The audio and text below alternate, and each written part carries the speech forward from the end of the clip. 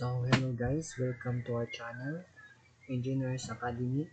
So for today's video, we will be solving um, derivatives.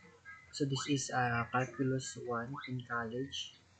So find dy over dx if x is equals to x cubed minus 4x squared plus 5.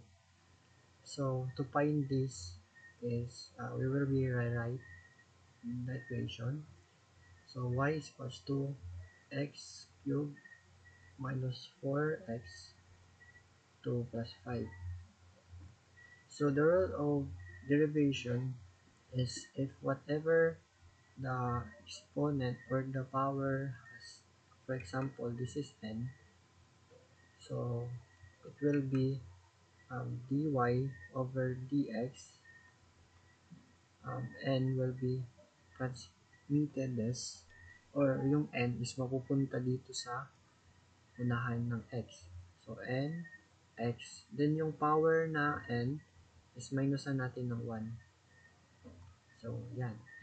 So, from this equation, so, y is equals to x cubed. So, to derive this, dy dx, then yung square root or yung power na 3, I mean, is mapupunta sa unahan ng x.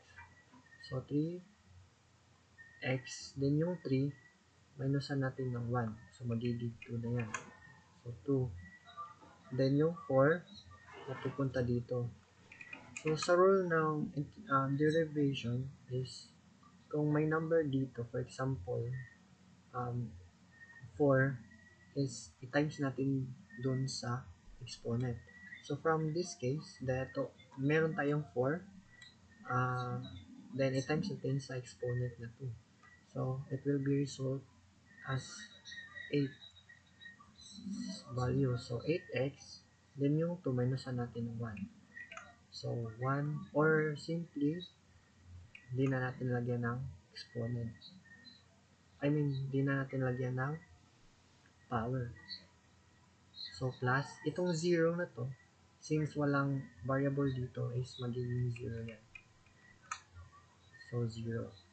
Or, final answer natin is dy over dx is equals to 3x squared minus 8x. So, this is our solution from this derivation. Thank you for watching and subscribe.